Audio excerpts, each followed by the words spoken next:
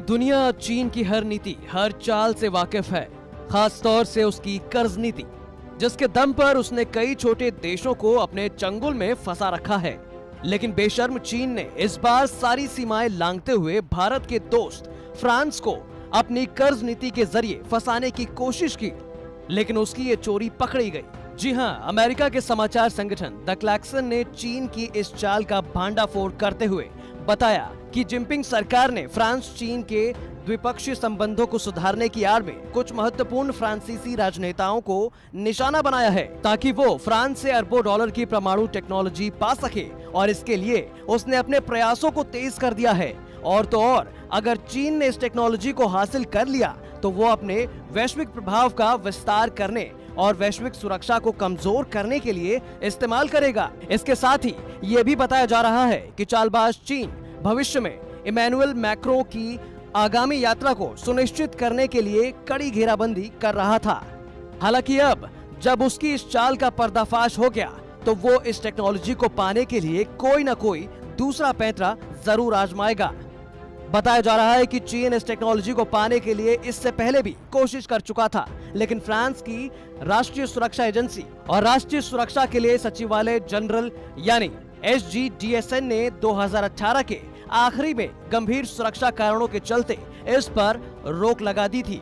मतलब साफ है कि उस वक्त भी चीन की इस चाल को SGDSN ने भांप लिया था, और इस बार भी चीन की चाल नाकाम हो जाएगी। चीन फ्रांस में सत्ता परिवर्तन का फायदा उठाना चाहता है।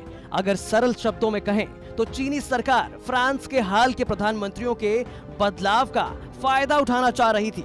चीन के सैन्य और असैन्य परमाणु कार्यक्रमों की देखरेख करने वाला चीन का राष्ट्रीय परमाणु निगम पिछले दशक से ज्यादा समय से सक्रिय रूप से फ्रांसीसी तकनीक की मांग कर रहा है। जून 2018 में जब फ्रांस के तत्कालीन प्रधानमंत्री एडोर्ड फिलिप ने चीन की यात्रा की, उस दौरान चीन महत्वाकांक्षाएं काफी प्रबल थी।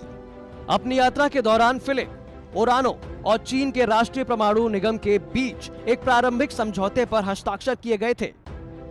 हालांकि यह सौदा केवल शुरुआती कार्य के लिए ही था, जिसे 2018 के अंत में खत्म कर दिया गया था। कुल मिलाकर कहें तो फ्रांसीसी नेतृत्व में परिवर्तन के साथ चीन वर्तमान में मैक्रो की चीन यात्रा की व्यवस्था करने के लिए कड़ी पैरवी कर रहा है, जिससे उसकी साजिश यानी परमाणु परियोजना की बहाली पर बातचीत दोबारा शुरू हो सके। फिलहाल भारत का दोस्त फ्रांस चीन की हर चाल से भली भांति वाकिफ है, जैसे कि पूरी दुनिया है। ऐसे में उम्मीद यही की जा रही है कि एक बार फिर चीन मुंह की खाएगा। लेकिन इन सब के बीच एक बात तो साफ है कि चीन दुनिया का वो सुपर पावर बनने की कोशिश कर रहा है, जो ना तो सपने में पूरा कर सकता है और ना ही हकीकत में। वजह साफ है, उसका भारत के साथ पंगा।